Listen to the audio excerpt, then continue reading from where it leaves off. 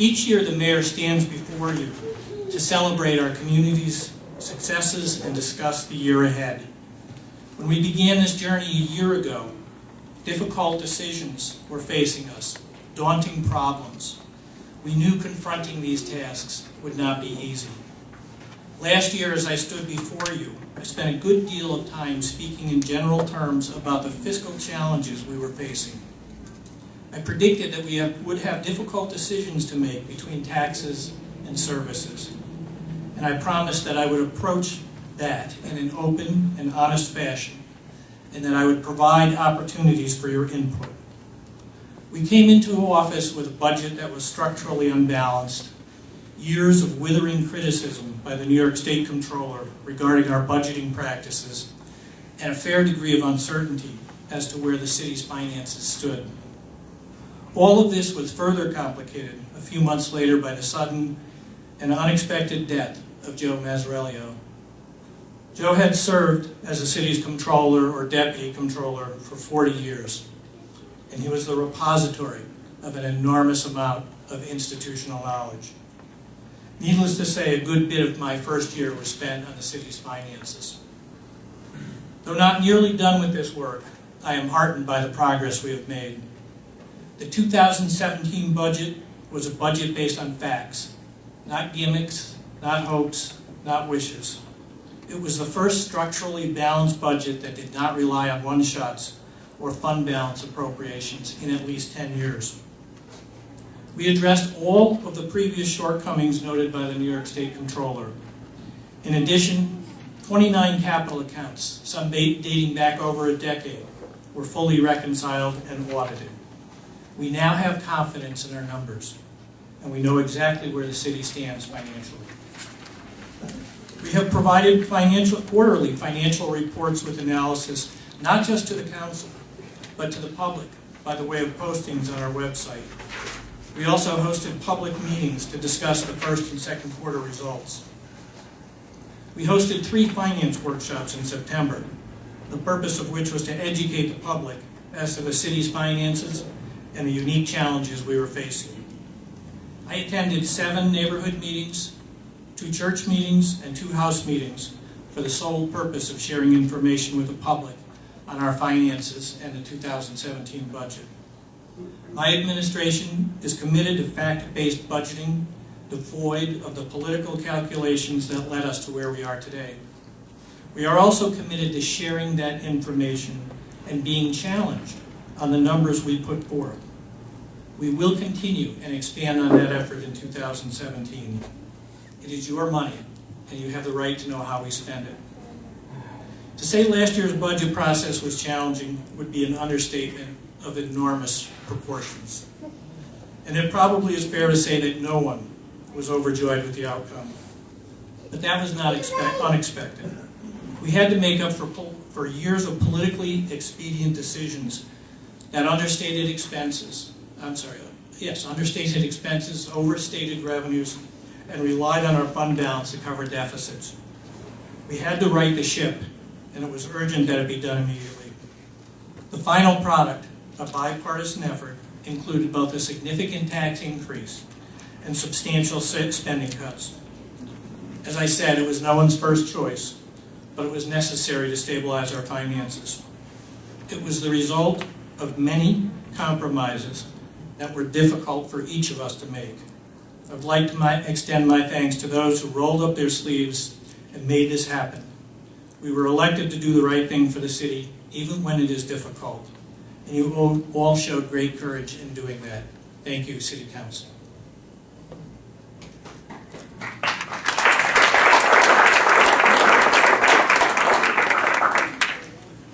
Despite the fiscal challenges with which we wrestle, the optimism about Troy continues to grow. We continue to witness private investment throughout the city. In 2016, we issued building permits for $98 million worth of construction, an increase of 44% over 2015. We attended 23 ribbon cuttings in 2016. These are all small businesses which have proven to be the nation's strongest employment engine. And these interactions led to the region's very first small business summit organized by our economic development staff and hosted at the Tech Valley Center of Gravity.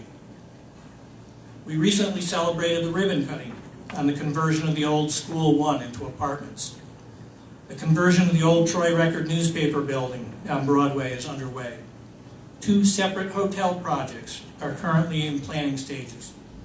St. Peter's Health Partners is investing $99 million in the expansion and reconfiguration of Samaritan and St. Mary's hospitals.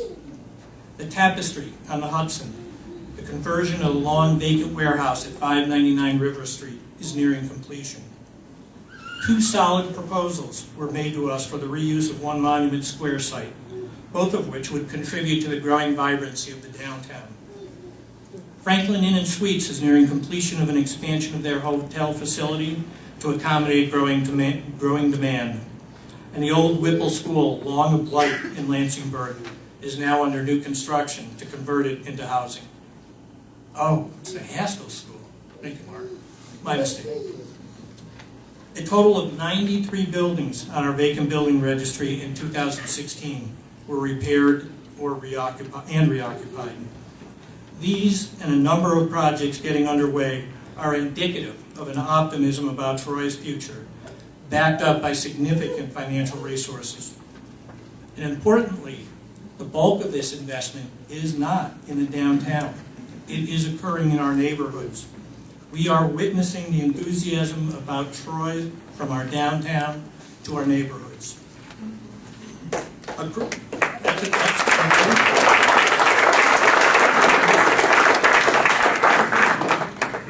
Across the board, our staff has stepped up to the challenge of a new administration and new priorities. I've already spoken of the great work of our finance department. We've also been busy in enforcements. In 2016, we issued 6,400 code violations, an increase of 23% over 2015. Trash citations in 2016 increased 164% over the prior year. And traffic citations in 2016 increased 17% over 2015, with a resulting decrease in traffic accidents of 9%. In 2017, we expected to be deploying handheld technology to assist our code enforcement officers. That, coupled with the addition of a third sitting city court judge, should bolster our ability to undertake even faster enforcement. In 2017, we were also looking to revive a civil enforcement program that was operated to great effect in prior administrations. This initiative blends the police department, code department, and the Department of Public Works to target pockets of blight in our neighborhoods. In 2016, in partnership with the Land Bank, we were able to demolish 12 vacant and terribly blighted buildings. In total, 35 vacant and deteriorated buildings were removed from our neighborhoods in 2016. Staff worked with the council, most notably Councilman McGrath, to amend the process by which we sell property that we acquire through foreclosure. The changes ensure a more open and transparent process, a better financial return to the city, and it created a better enforcement system to ensure that the property is used as proposed by the purchaser. One of the most important responsibilities of government is ensuring the safety of our residents. In 2016, our streets were safer.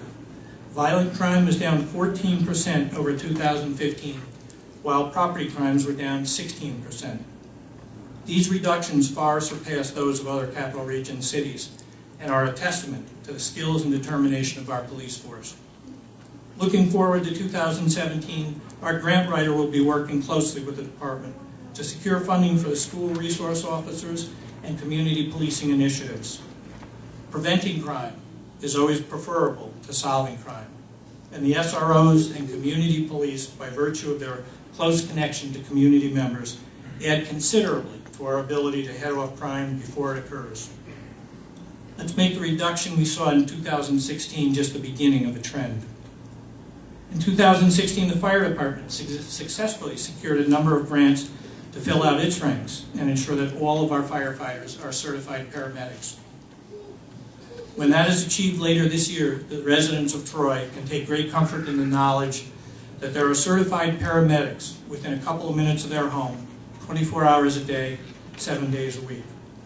I'd ask you now to join me in thanking the men and women of the Troy Police and Fire Departments for making our city safer.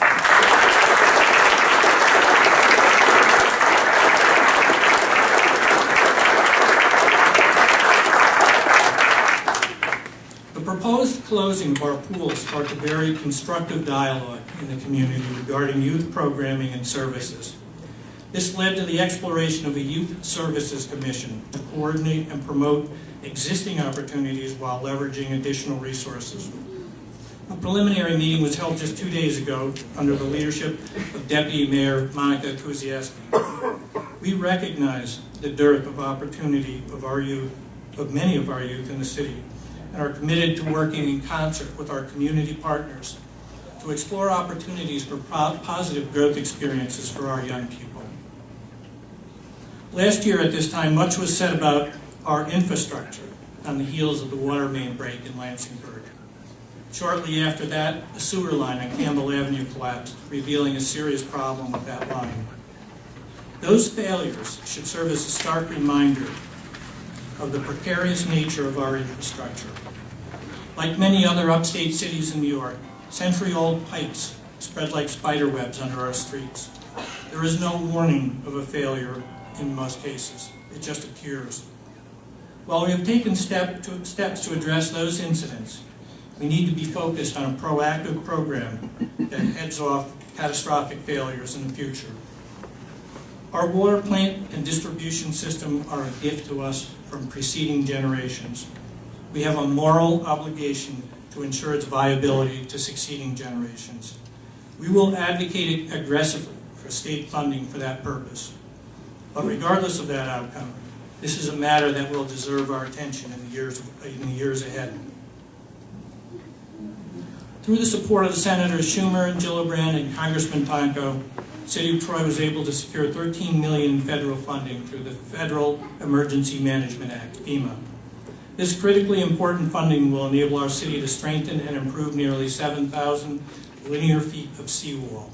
Construction of that will start in 2017, and should be completed next year, 2018. A 21st century city requires an embrace of new technologies which benefit not only our environment, but our wallet. In January, the city's long-planned solar energy project began installation of a 2.1 megawatt solar array on several city facilities. We expect to be up and running within a few short months, generating recurring savings on our energy bills. Another long-planned project, the South Troy Industrial Roadway, is now moving ahead. Having secured the additional necessary funding earlier this year, surveying for the roadbed has begun, and it will be followed shortly by property acquisition and then construction. As I stand here this evening and speak about our accomplishments and our goals, I need to be clear that none of this gets done but for the dedication and effort of our workforce. In the face of long expired contracts, a shrinking workforce, aging infrastructure and equipment, they are fully committed to serving the public. They are a constant source of ideas on how to cut costs and improve service. They step up in a big way in times of crisis. They work daily to produce the accomplishments I get to talk about. At the risk of leaving out some who also deserve recognition, I'd like to single out for special attention the contributions of my first corporation counsel, Kevin Glasheen.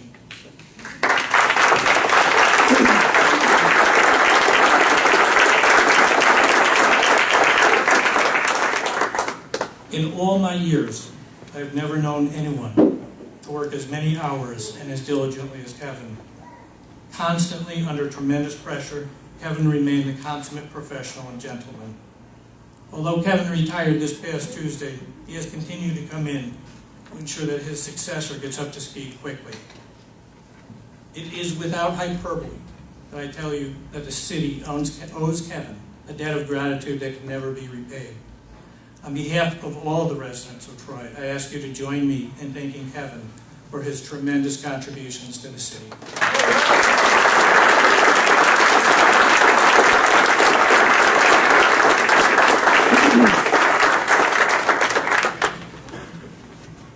first 100 years of Troy's history was one of wealth and prosperity. We were at the epicenter of much of this country's early growth, driven by manufacturing and our location at the confluence of the Hudson and Mohawk rivers.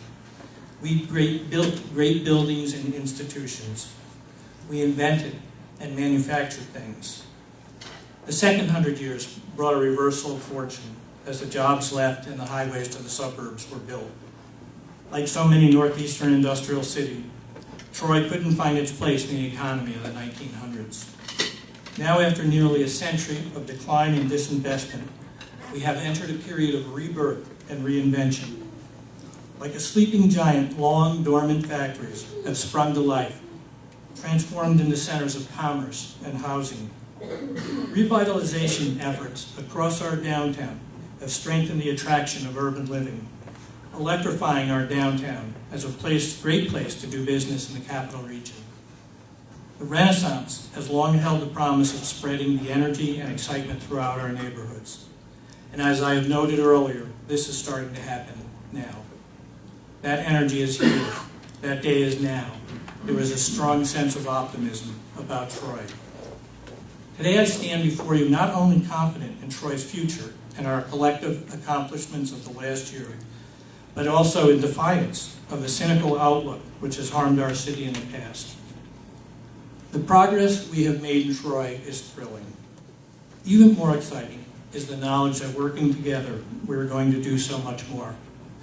And when I say together, I mean that precisely. The ability of government to achieve our goals arises from the interest and involvement of the citizens of Troy. Without that, we risk chasing the wrong dreams and falling into the mediocrity that sometimes afflicts government. I've heard it said that democracy is not measured by its leader doing extraordinary things, but by its citizens doing ordinary things extremely well. I believe that. And by extension, I do believe that the resurgence we are experiencing in Troy is not the product of our elected officials. Rather, the credit belongs to all of you. It belongs to those who participate in our many neighborhood and civic organizations. It belongs to the investors and small business owners who have invested their dollars and their sweat here in Troy. It belongs to the rich fabric of nonprofits that serve our spiritual, intellectual, and physical needs. It belongs to the homeowners who show pride in their homes. In short, it belongs to all of those who recognize that problems present opportunities and who take it upon themselves to create solutions instead of waiting for somebody else to do it. I want our citizens to be as excited about the possibility of our city as I am. I want them to feel the ownership, our shared ownership in the future. I am more determined than ever to make this city a model of success, of which the people of Troy can be proud. It is my goal to convert your noblest aspirations into practical realities. I invite you all to join us in making Troy better than it ever was. We are Troy, New York, and we are in this together. Thank you for your attention.